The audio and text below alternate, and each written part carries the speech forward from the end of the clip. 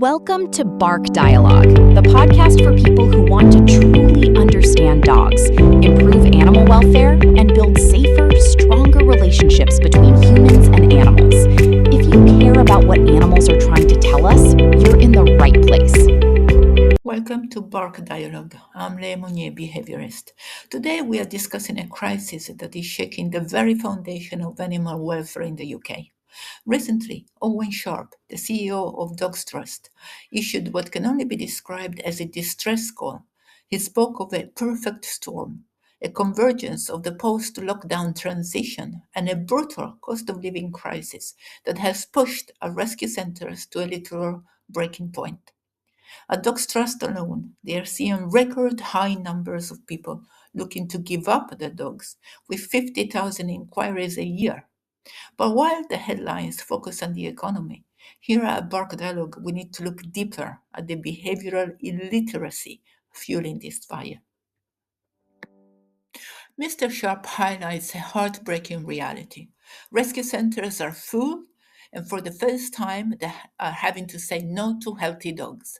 Why? Because the lockdown pups acquired during the pandemic are now showing complex behavioral issues that their families, often facing financial strain, feel completely unequipped to manage. This isn't just a space problem, it's a mental health crisis for the staff on the front lines who have to witness this heartbreak every day. But most importantly, as a behaviorist, I believe we have to stop treating this as just an emergency to be managed and start treating it as the failure of society and education. The current system is unsustainable. My core belief at Bark Dialogue is that we must move away from the term owner and toward the term guardian. An owner implies a commodity, something you buy, use, and discard when the perfect storm hits. A guardian implies a duty of care to a sentient being. And something else, when we see dogs as commodities, we indulge in unethical breeding for cuteness, prioritizing a certain look while ignoring the devastating spinal, skin, and eye conditions, not to mention behavioral issues, that often lead these dogs into the rescue system in the first place.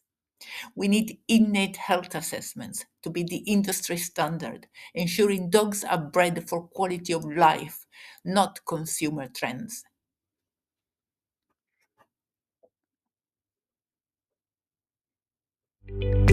If we want to solve this problem, we have to start in our schools.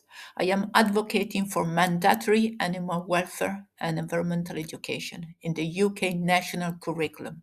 We must teach the next generation to speak animal before they ever bring one home. And for our rescue centers, we need to move past the garden check. Having a fenced in yard does not make someone a good guardian.